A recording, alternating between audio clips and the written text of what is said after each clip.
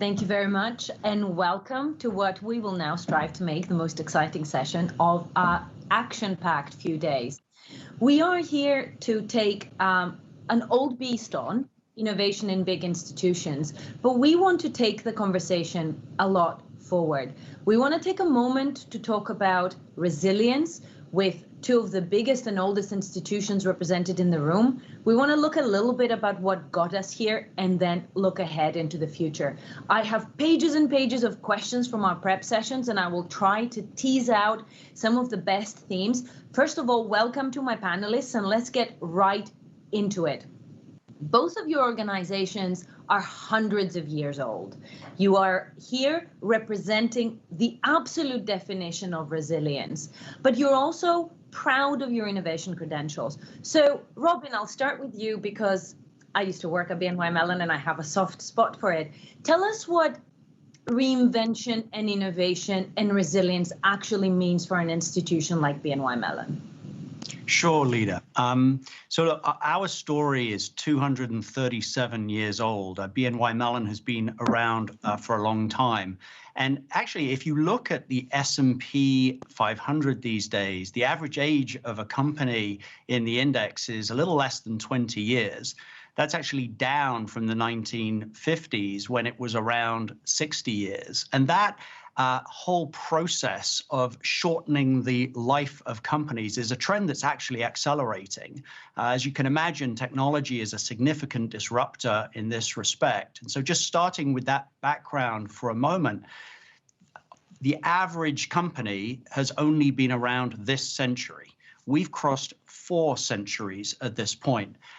And you just don't get to be old as a company anymore unless you're innovating. It's just such a key part of reinventing and moving forward as a corporation. And that is the perfect cue to ask about Marcus, because an organization that has that pedigree, and yet you have your own entity that is young and different and vibrant. Tell us about how Marcus fits into the history of an institution like Goldman Sachs. Sure, Leda. Thank you very much. And thanks for that introduction where you talk about hundreds of years old.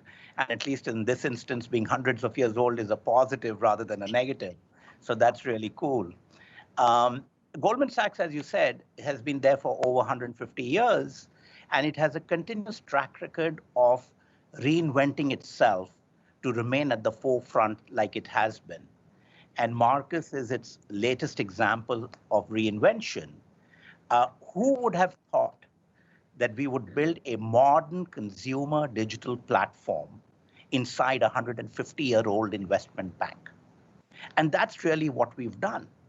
Because our thesis is that despite everything, there are a lot of consumer pain points.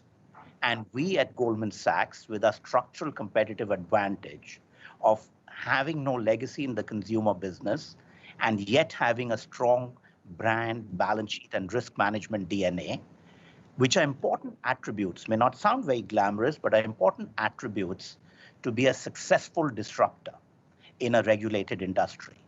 So we are pretty much trying to do to consumer financial services what perhaps Apple has done to music, or Amazon is doing to retailing, which is innovating how financial services will be distributed and consumed for decades to come. And can we stay with that? And I must admit, what you described was the reason why when Marcus was first announced, my first reaction and many in the industry was like, you little rebels. Rather than looking at where you will be disintermediated, you're actually keeping your business, your shop, doing what it's doing well, and you're going over there to disrupt someone else.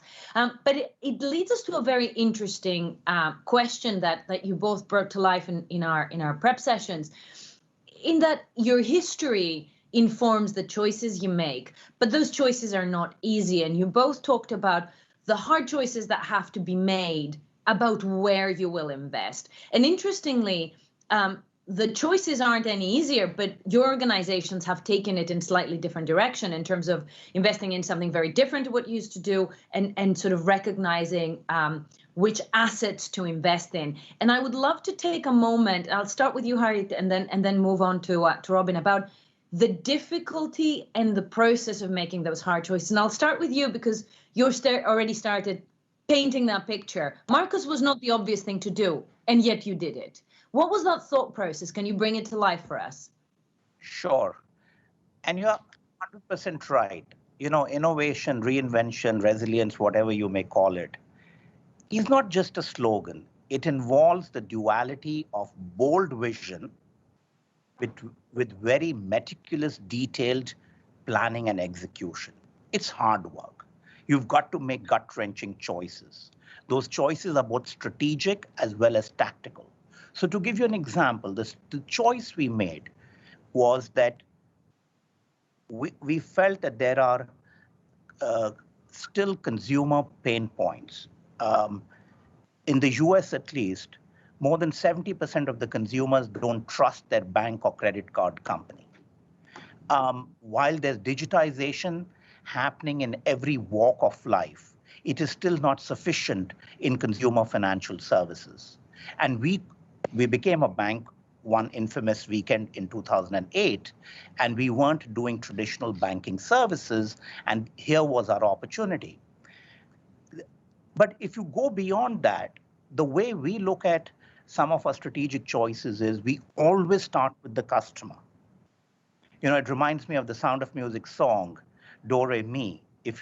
When you begin to read, you start with ABC. When you start music, you begin with Do, Re, Mi.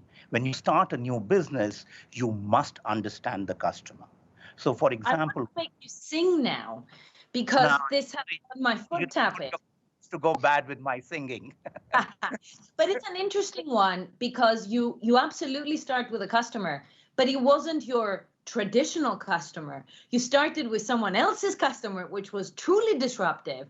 On the flip side of the same decision making, Robin, you focused on existing customers and made some hard choices about which assets to invest in. Can you talk to us about your journey? Yes, Leda. Clearly, all institutions have to make choices about where they invest, as you describe. We're very lucky to start with an incumbency and the trust of our clients that gives us an enormous footprint across the market. Yesterday, we cleared $9.3 trillion worth of U.S. Treasuries, $2 trillion of payments equivalent flow through our pipes most days. We have $39 trillion worth of assets under custody, and $4 trillion worth of tri-party trades. And I quote those stats because that's, for us, a measure of the trust that our clients put in us to help them to navigate the financial system. We're a provider of infrastructure, part of the financial system, central nervous system, if you will. And so for us, the process of innovation is how do we take all of those client footprints where we're facilitating their business in the capital markets every day, and how do we try to make that more frictionless and to work better? Our head of digital describes our digital journey as a process of digitizing this very bank. We don't want to innovate by creating a parallel universe on the side. We don't think of our infrastructure as being unwieldy, where we have to disrupt ourselves in order to be able to innovate. We can actually take things that we do every day and create, using digital tools, create a much more frictionless environment. I mean, if you just think about the process of retail, to use the analogy that Harit touched on a moment ago, the process of digitizing a retail environment, maybe it's easy when it comes to books. One can deliver them in a digital form or in streaming movies. But it's not the same thing if you actually deliver physical digital products. You know, imagine flatware or some other instrument that one expects to be able to arrive on one's doorstep the next day. We're lucky in our goods and services in that they're inherently able to be digitized. And so we work with companies to be able to help them innovate the delivery of financial products. Just yesterday, in fact, we did the first transaction in a large-scale corporate pilot with one of the largest consumer telecom companies in the world to help them revolutionize the way in which they're doing billing. Rather than the old world sending out a paper bill to a consumer who doesn't really want the physical product anyway and asking them to engage with a credit card or with a phone payment or worse with a check to be able to respond to that bill and essentially pay it. We worked with this company to leverage the new rails that are available here in the US in the real-time payments process to be able to deliver an integrated bill that can in fact be paid via the consumer's bank. And so it's a rich messaging. And that's an example of how we're taking a real old world analog process and digitizing it, working with our clients, but leveraging our incumbency. We don't need to disrupt ourselves. We can innovate ourselves to this future. But here's what I love about what you two are bringing to the table, and I'll spell it out to make our audience even more uncomfortable. The thing about success is that it always looks inevitable, right? You look at what BNY Mellon is doing today with fully digital capabilities. It's hard to imagine that there was a time when it was all paper ledgers. You look at Marcus, and it's hard to imagine that it hasn't always existed. But the truth is there were choices to be made. And one of the interesting things about this innovation journey for our industry for the last 10 years is that we have been looking for a silver bullet.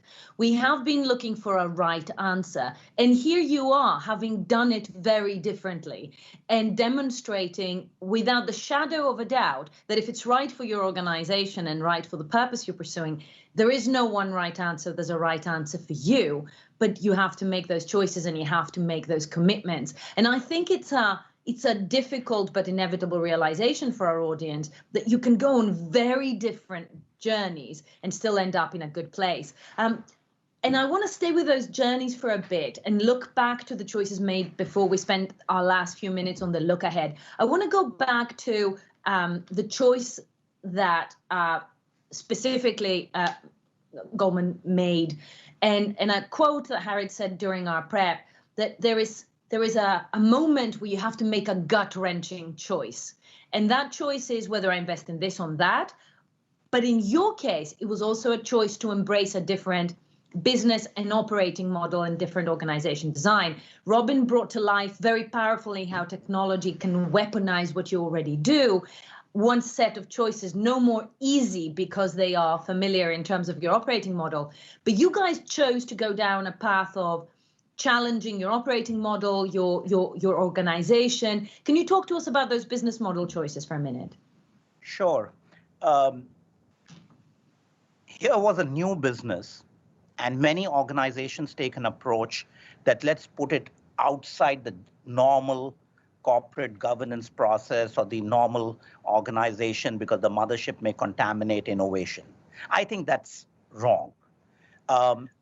If you feel that the mothership will contaminate your innovation, then you've admitted defeat day one.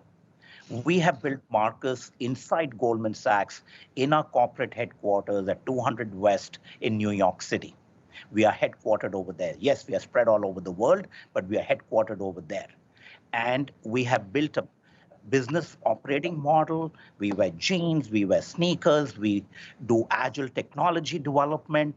We have end-to-end customer journeys around which we have constructed our pods. It's not by functions, it's by customer journeys. And we have been influenced by the firm and governed by the firm. And equally, we have influenced rest of the firm, which is now adopting some of our engineering practices. Another thing I would say is there are crises and challenges every day. And in my mind, crises is a great project management tool. If you have new crises every day, it means you're making progress. If you have the same crisis every day, it means you're stuck. So building modern businesses today is like a flash mob. It's no longer the opera. It is a collective energy within a prescribed framework where everybody is going for the customer North Star. It's not very prescriptive of a conductor telling each musician what you can do when.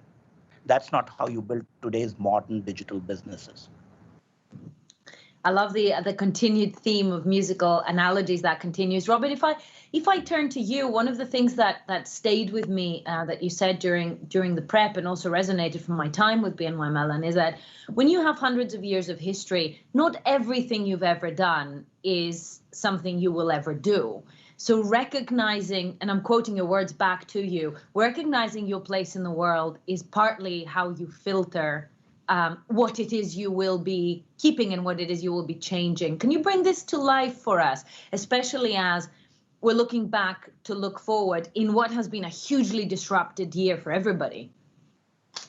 Yeah, absolutely, Leda. So in order to be successful over time as a company that has been around for as long as us, we need to bring and let the outside world come into us, all at the same time as leveraging what we have today. I mean, I'm sitting here today in our cyber technology and operations center, what we call the CTOC, which is a way for us to be able to really see the full footprint of our business. And that ability to be resilient and to be able to be enduring is a very important part of our strength as an established company. But learning from the outside and thinking about the various different things that are happening and how can we really embrace that and take the best of what we bring in the form of that resiliency, that client trust and that stability, and marry it with the innovation that we've been talking about is very, very important. I'll give you an example of something sort of specific that is a learning from the outside world. If I'm sure all of us here at some point have received a package from a FedEx or from a UPS, and we're intimately familiar with the fact that you can track a package through the FedEx journey with each of its various different life cycle events, from being picked up to moving through various different service centers, finally to a projection about when it's going to arrive on your doorstep and, of course, when it's actually delivered. That's an inspiration that we've taken across our full breadth of our activity to think about how can we track the life cycle events that happen in the digital journey of all of the various different client transactions that are occurring at BNY Mellon. And with all of those stats, including the $39 trillion worth of assets under custody, as you can imagine, there's an enormous amount that is actually happening here every day. Just yesterday, I spent time with the team looking at the demo of a new tool that we've built, which actually allows us to see every individual hop in the life cycle of an individual payment or a transaction that is occurring in our system. And so for us, that is, how do we innovate, taking cues from the outside world, whether it's the retail industry in terms of the user experience on a website or an app, or whether it's the logistics experience from an example like the one with FedEx. How do we bring all of those things into our footprint to deliver to our clients using the trust, the stability, and the scale that our clients expect from us, but also the innovation and fresh thinking of doing things in a new way. And let me pick up on that and sort of bring us full circle to the beginning, because as with every good conversation, we're sadly coming to the last few minutes of our session, and it's gone by in a flash. But tying what you've just said, Robin, to what you both said at the very beginning, that you don't get to survive for centuries unless you're doing something right. But no past success is, as we know from so many stories, guaranteed of future success. So here you are, two institutions that are bedrocks of the financial system, with hundreds of years of learnings, with a balance sheet that is in both cases a fortress, client relationships that are deep, but that doesn't mean they are to be taken for granted, and a proven track record that you can and do learn, adapt, and challenge. With an eye on the clock, a couple of minutes of view from each, where do you believe that your biggest strength will come in what comes ahead? So Harit, if I can start with you, looking ahead a minute or two, what do you think about what has brought you here will get you there, so to speak, and where do you expect some of the challenges? So I would say both for Marcus and for Goldman Sachs, the key strength is customer or client centricity, culture, and talent. And it's very, very important to remember that the future is trying to understand your customer better and better, and having the best people, and having a culture which is continuously questioning yourself and evolving. Many people confuse the strength around capabilities. Yes, data and AI and ML and risk management and engineering, all these are important, but these are only a means to an end. If you want to remain relevant and continuously evolve, it's all around customers, talent, and culture. And if I can pick on that, can you extend it for a minute on how you go about extending those to customers who weren't your customers yesterday?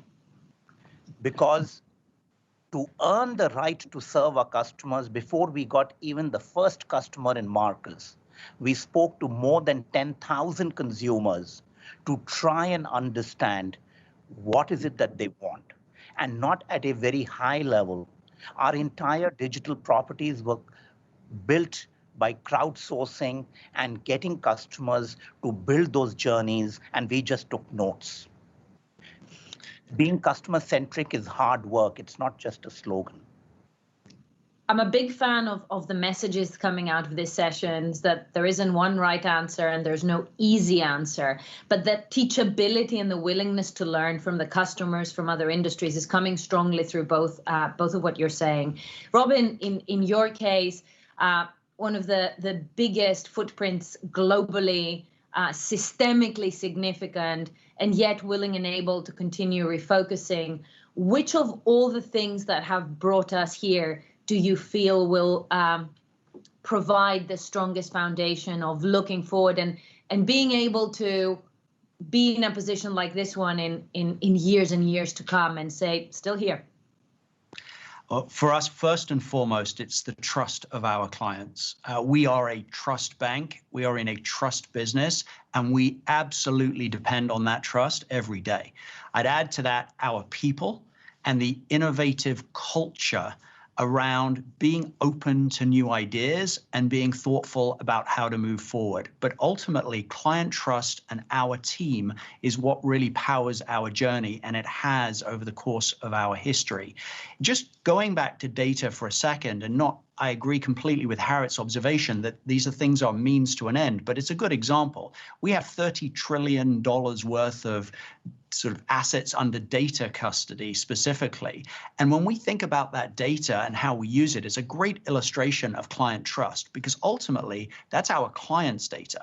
And the reason why we think of that as a prized asset is so that we can bring an open architecture approach to thinking about how can we provide insights to our clients about their data. And so using the ability to bring an ecosystem together. Just think for a second about the front to back journey of life cycle in products in our industry, right from portfolio creation, trading, post-trade services of every kind. There are so many different providers of those services, and every client is unique in the way that they want to stitch their pathway together, whether it's providing everything in-house, whether it's bringing outside services to bear, building an ecosystem to manage that full post-trade process. Every client has a unique weave that they want to think about bringing to bear to help their transaction lifecycle. So for us, we're leveraging data to be able to provide them the insights in order to better manage their front to back journey.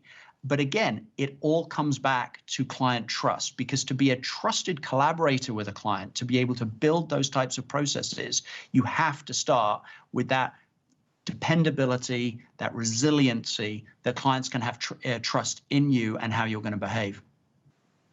I could sit here with the two of you and discuss this for hours. It has been insightful, it has been dynamic, it has been challenging. I cannot tell you how much fun I've had, and I think our audience will have found it interesting. If I can take the liberty of summarizing everything we have heard in one sentence, is that looking back and looking forward, what we learn is that it's not size or footprint that creates sustainability, but that constant willingness to learn, to adapt, to change. And in fact, if anything, it's that ability and that DNA that allows for sustainable organizations. So while they're learning from the startups, maybe there's something about constantly reinventing yourself that the challengers can learn from the incumbents. And with that, thank you very much for your time. And everyone who was with us today, thank you for your attention.